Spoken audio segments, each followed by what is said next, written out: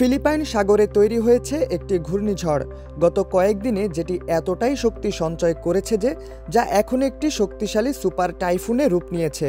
দেশটির Batanes, Cagayan, ইকোলাস Norte ও ইকোলাস সুর প্রদেশে এরই মধ্যে হাজার হাজার মানুষ নিরাপদ স্থানে সরে গেছেন, কারণ দেশটির আবহাওয়া অফিস জানিয়েছে 22 সেপ্টেম্বরের মধ্যে শক্তিশালী টাইফুনটি ফিলিপাইনের উপকূলে আঘাত হানবে।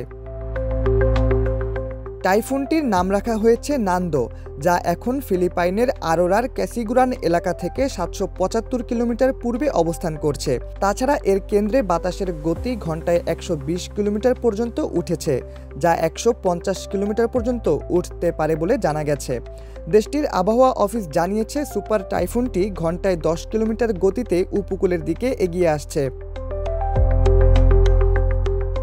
ফিলিপাইনের প্রেসিডেন্ট মার্কোসের নির্দেশে দেশটির অভ্যন্তরীণ ও স্থানীয় সরকার মন্ত্রণালয় জরুরি অবস্থা জারি করেছে।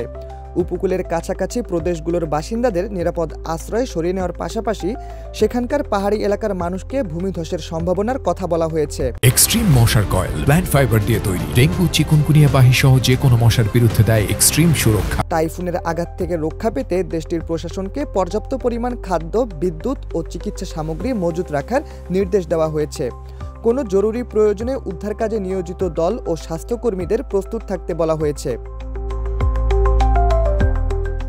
ফিলিপাইন নিউজ এজেন্সির তথ্যমতে দেশটির সার্বিক নিরাপত্তা নিশ্চিত করতে সমুদ্রে সব ধরনের নৌযান চলাচল বন্ধ রাখতে বলা হয়েছে। যতক্ষণ না আবহাওয়া স্বাভাবিক হচ্ছে সে পর্যন্ত ছোট নৌকা বা মাছ ধরার ট্রলারগুলোকে সমুদ্রে যেতে বারণ করা হয়েছে। পাশাপাশি এ সময়ের মধ্যে ট্রলার চালকদের মদ্যপানে নিরুৎসাহিত করা হয়েছে।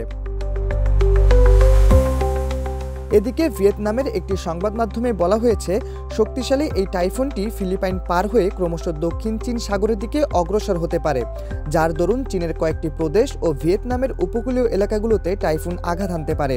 সংবাদ মাধ্যমটি জানিয়েছে সেপ্টেম্বরের শেষ 10 দিন ফিলিপাইনের পূর্ব সমুদ্রে 1 থেকে 2টি শক্তিশালী ঝড় তৈরি হতে পারে এবং যা পূর্ব সাগরেও প্রবেশ করার সম্ভাবনা রয়েছে।